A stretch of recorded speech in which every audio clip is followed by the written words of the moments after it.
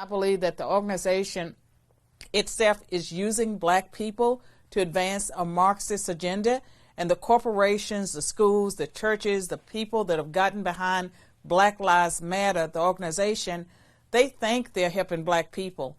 They think they're showing support for black people, but actually it's the opposite.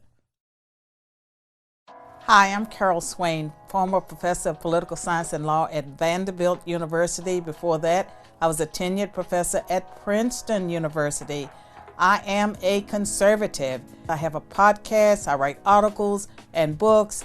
I am educating the world. The world is my classroom. Welcome to my classroom. I want to thank you so much for being here. My pleasure. And in your intro, you talked about how you are a conservative, and people will look at you and say, a black conservative? I didn't know those people existed. How did you get to the point of where you are now? Well, I was born and raised in the country, a rural Virginia, a southerner. And so with that comes common sense. Now, common sense is in short supply these days. So I had common sense. And so even when I was a Democrat and I was not a conservative, I was not necessarily seeing the world as everyone else did. And so I can always say that my perspective on the world was different. I think that helped explain that I did have success in academia during the years that I was a Democrat. But after I had a Christian conversion experience and I became more conservative, then the world changed for me. It's kind of the common sense values. I totally agree with that, because I went through college and I thought I was a liberal or more of a leftist type of person. But then I realized that the common sense values that I had actually lined up with conservatism.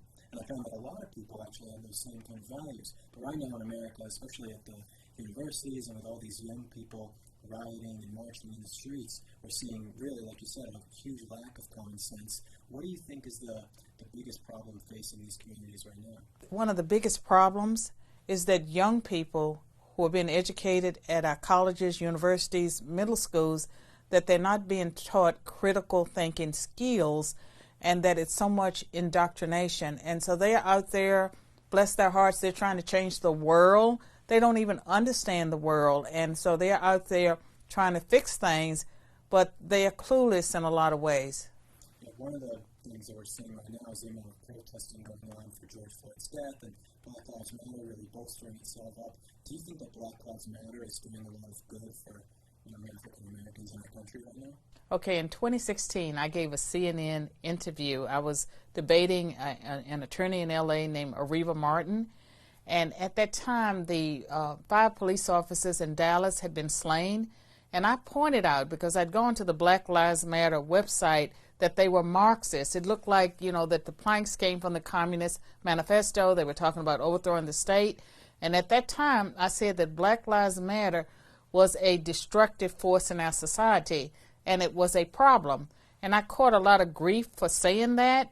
Now the founders of Black Lives Matter, they've come out. They've come out as Marxists.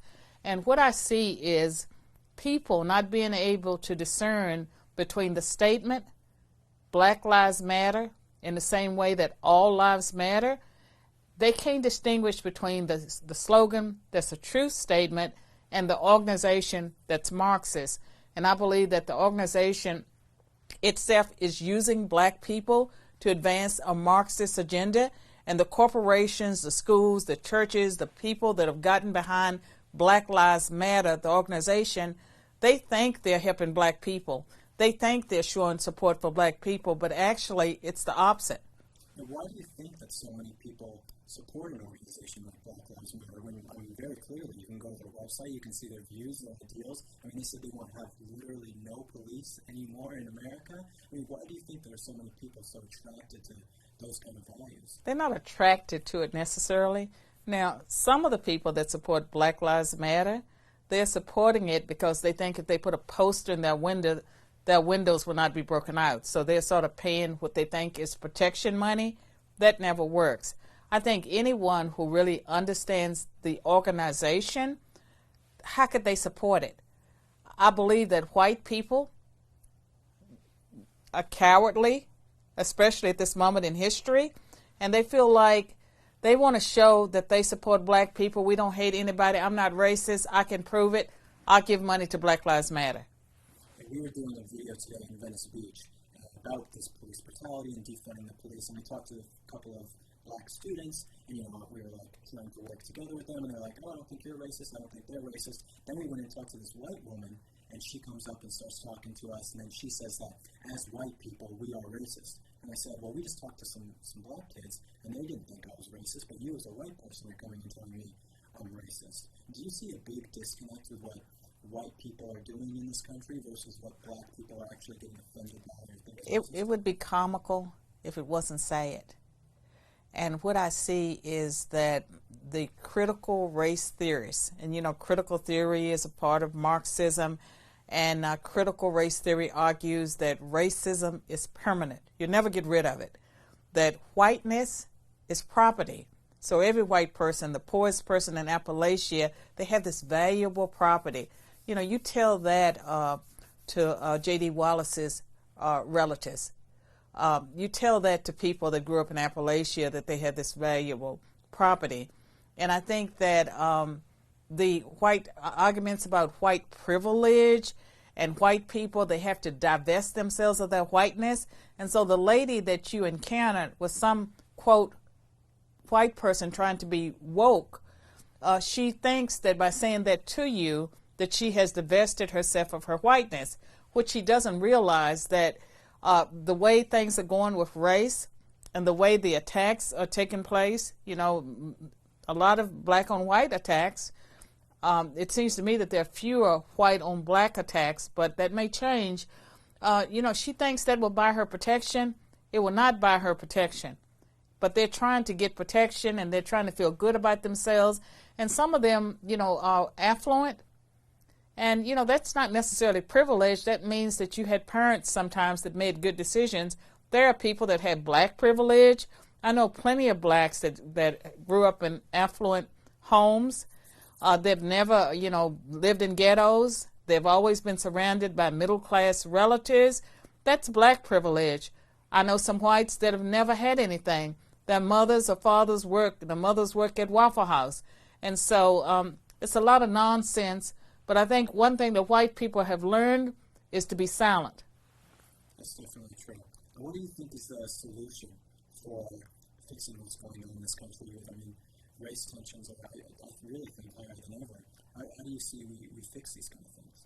Well, back in 2002, I published a book called The New White Nationalism in America, Its Challenge to Integration. And at the time, I was a Democrat, but I was concerned about hate crimes that were taking place at that point in history. I commissioned interviews of leaders of white rights, white nationalist organizations, going from, least extreme to most extreme.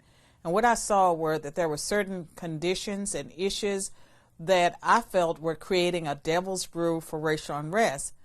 I believe that some of what's taking place today, it's the fruits of identity politics and multiculturalism, because multiculturalism, as you know, argues that every group needs to identify and celebrate their unique history. What was pointed out by some of the white nationalists is that every group except whites, they felt that the Civil Rights Act of 1964, that the Equal Protection Clause of the Constitution, that white people were not being protected. And I felt like the way out for America was we needed to move away from identity politics towards the American national identity. And we're in this together. We'll stand and fall together. And right now, there are some legitimate issues that need to be addressed. And even within the black community, black crime, the abortion rate, the racial preferences that have, in some cases, placed people where they shouldn't be. And so you have a lot of college students not going to class.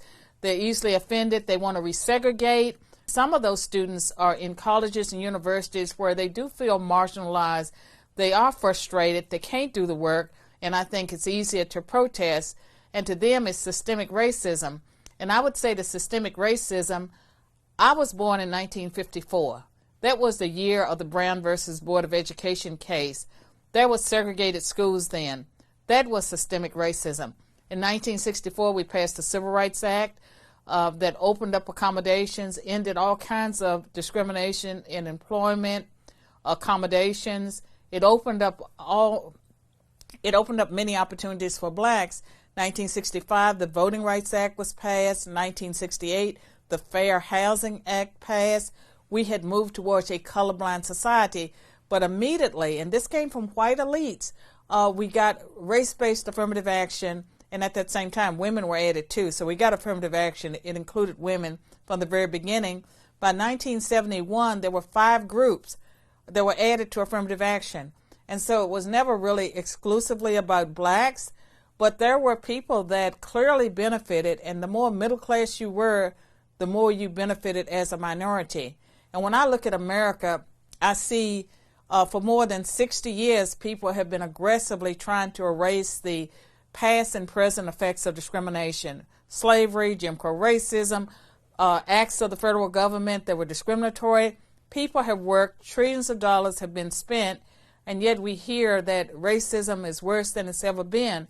I think that the system works towards racial and ethnic minorities, and the things that we're focused on now that has to do with police brutality, that blacks and people of color do have a lot of interactions with police, millions of interactions. We hear about these cases where things go wrong, but the black crime rate is problematic. Blacks are 13% of the population, committing over 51% of the violent crimes.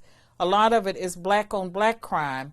It's problematic that Black Lives Matter, they focus on whenever a white police officer kills a black person, but not on the black-on-black crime or the fact that black women, 13% of the population, are getting 37% of the abortions, and that's being pushed by the Democratic Party. So there's something very, very broken. There's something wrong. There's plenty to be addressed. Yeah, those same black people I was talking to at the beach and asked them these questions. I asked them, I said, how many unarmed black men do you think were killed by police last year? And one of the kids said 1,500. Gracious. And I said, you know, with police brutality, the biggest issue facing the black community. He said, oh, of course. You know, and I said, well, what if I told you that there was only 9 unarmed black men that were killed by police? And he's like, what? No way. That can't be true. You know, it's just, they're so misinformed. And far many whites were killed, and a black person, I believe I saw data, they're more likely to be killed by a black police officer, that the white police officers are less likely to fire. And I've had a concern about people resisting arrest, because in a lot of the cases that I'm familiar with, not all, but in many of those cases, it involves someone resisting arrest. That will never end out well for anyone that's resisting arrest.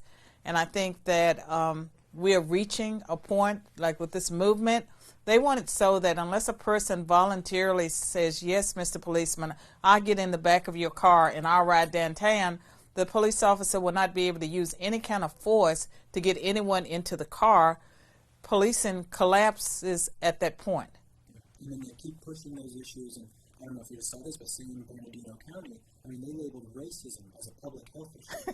Is that not just the most ridiculous thing? It is. Racism is a public health issue, but it doesn't run in the way they think it is. It's the white liberal racism that's killing black people. They're killing black people. They're killing black youth. When they tell black youth that police officers are going to shoot them, and you know they can resist the authority, and they need to be suspicious of authority, they're ruining people's lives. And that disrespect of authority starts in the classroom. And so you have schools, public schools, taken over. Nothing can be done because they're practicing restorative justice. And the restorative justice keeps criminals in the classroom.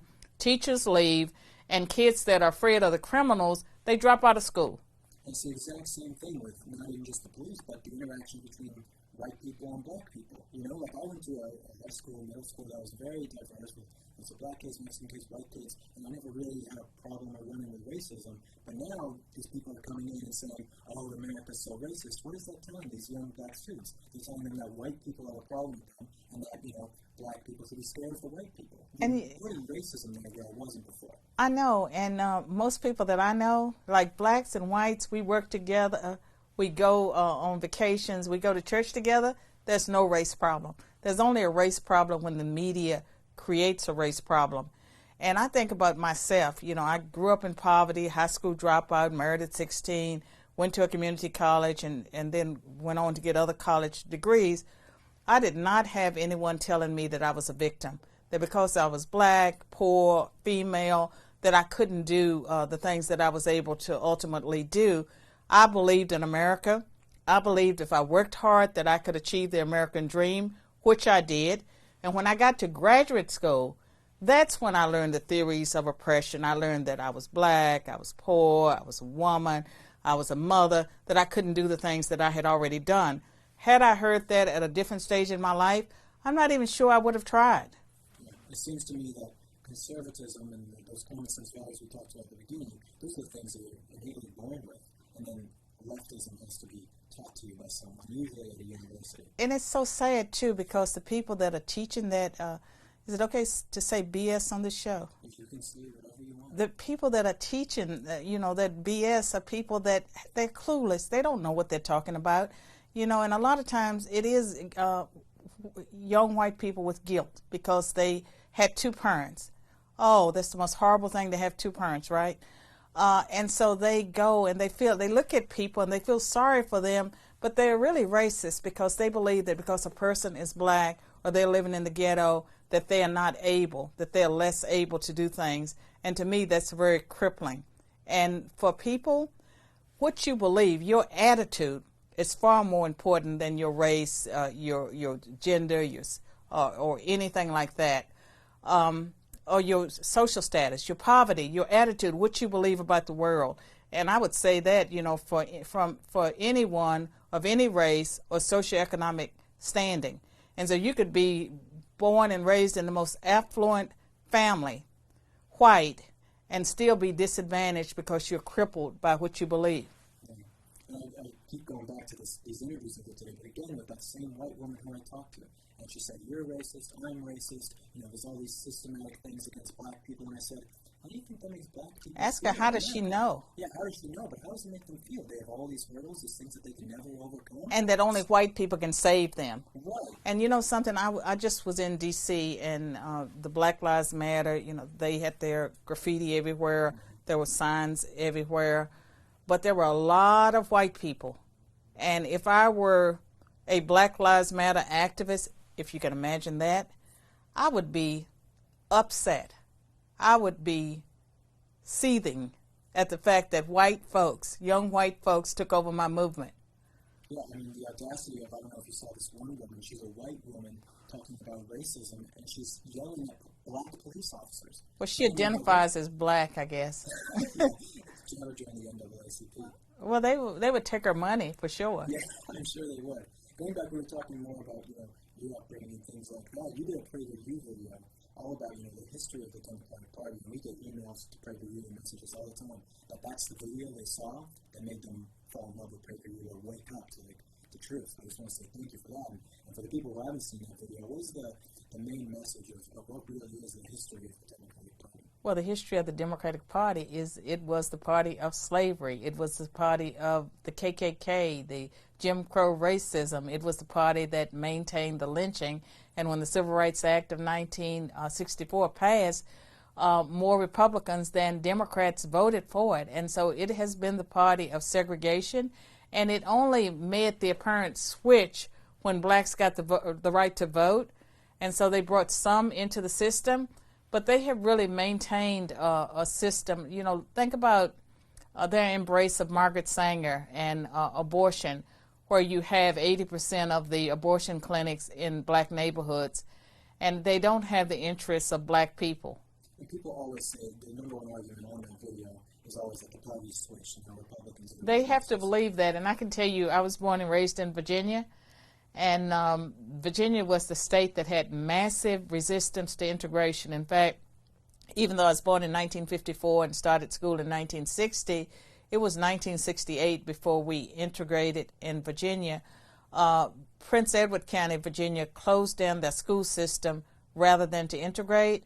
And the Byrd machine, that was a political machine, they fought integration.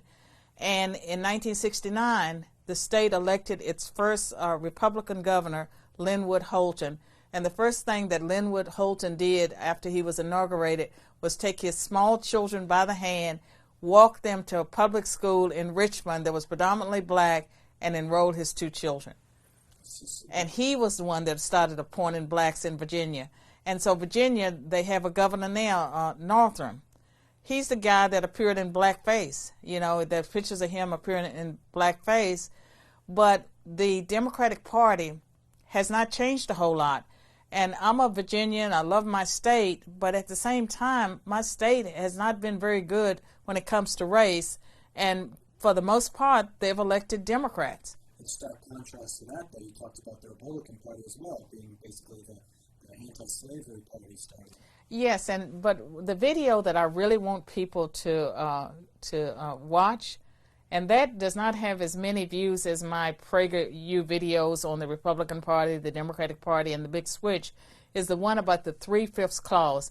And I don't know if you were taught this in school, but you hear well-educated people saying that at the time the Constitution was ratified, blacks were considered 3/5 a person, 3/5 a man. That is not true. Have you heard that? Yeah, yes. You knew better, right? Well, I didn't then. I watched the video and I did. Well, I'm urging everyone to watch that video because that's not what the debate was about. It was not about whether or not blacks were 3/5 human. The South wanted to count all of their 600,000 blacks because they would get more seats in Congress. And so it was really the anti-slavery North that wanted the 3/5 clause. They wanted it because they did not want the South to get all those extra representatives in Congress. Had they gotten those representatives, slavery would have lasted longer. So it's the opposite of what people believe. Yeah. It usually, I mean, when you look back at U.S. history and the things that I've learned now, versus what I was taught in school, I'm now supposed to read the Howard Zinn novels, People's History of America, like when I was going through high school. And people are still pushing that. And the most dangerous thing out there now is the 1619 Project with Nicole Hannah-Jones. She works for the New York Times, and she's really a big reparations advocate. And they keep, going back to reparations and saying that things are worse than ever for black people. Nothing's changed and all this systemic racism. And again, I was born into systemic racism. I knew systemic racism. What we have now is not systemic racism against people of color. I think there's more racism against white people at this moment, particularly white men and white boys. And I think there's a lot of shaming. And the woman that you encountered, this is someone who is ashamed of her race. And I don't know how many times she might have been down on her knees begging for forgiveness. But to me, that is a very disturbing sight to see white people down on their knees begging black people for forgiveness of something their ancestors may or may not have done, depending on when they arrived in the U.S. You're like using them as a prop. Like if I were to sit here and apologize to you, I'm not doing it to apologize to you. I'm using you as like a prop for, to make myself feel It's better. that virtue signaling. Exactly. Yeah. Going back to me reading the Howard Zinn novels and stuff, and you as a professor at university for a long time, different universities, do you think that young people right now are taught to hate America? They are. This country's friendly? They are. And I mean, you cannot sustain a nation with people that are not proud of their country. And I can tell you, growing up in the 1960s, I loved America. I believed I lived in the greatest country in the world. I believed in the American dream. I loved the fact that I was a Virginian. I came from the state that produced 5 presidents. All those things were important to me, and I got it through my civic education. And I believe I'm a better person because I believe those things. And what disappoints me today about America is that we have a constitution. We have the Declaration of Independence. We have so many resources, and we have strayed away from the things that made us a great nation. And I believe that America is destined to fall unless we change course. When I think about nations that rise and fall, I think that we are pursuing a path that we are at risk of falling to Russia or China or North Korea or one of those nations. And it is because we are destroying ourselves from within. And it's, it's no foreign enemy that's out there with a gun. We are destroying ourselves using all the hype around the coronavirus and the hype around racism that we stir up through the media. We take everything, we racialize it. And the people that are doing this, a lot of them are Marxists. They want communism. They're working for China. And to me, it's very disturbing what's taking place right before our eyes. Not everyone can see it. And I'm glad that you're a young person, you can see it. The people that watch your show, they can see it. There are young people that are, quote, woke. We need everyone, all hands on deck. What would you say to close this off? If you had to give a piece of advice to young black people in America, what would you tell them? Don't trust what you've been told over the decades, what you're being told in school right now in most cases. I think that they need to dig in deep and get their own information and not just parrot what other people say, because I find this is for white people too, that a lot of young people will come to college, they've solved all the big issues of the day. Like they can spout off the politically correct answer to every issue, and it's stuff that they're memorized, that they have been indoctrinated even in middle school. That's not truth, that they're being manipulated. They should never want to be educated in an environment where they only get one side. They should want to allow other people to speak. They should not be shutting down free speech. And I say to conservative youth as well as liberal youth, get both sides. Sometimes there are three sides. There's more than two sides. But make sure you're not just listening to one set of voices. You're not being educated. You're not being challenged. You'll never find truth that way. Thank you so much for joining us. And everyone, if you haven't seen her videos, Carol Swain's videos with Great Media, she has a few of them. They're all fantastic and one of my favorites. Thank you guys so much for watching this. Share this with your friends. Comment your thoughts down below. And I'll see you guys in the next one. Thank you.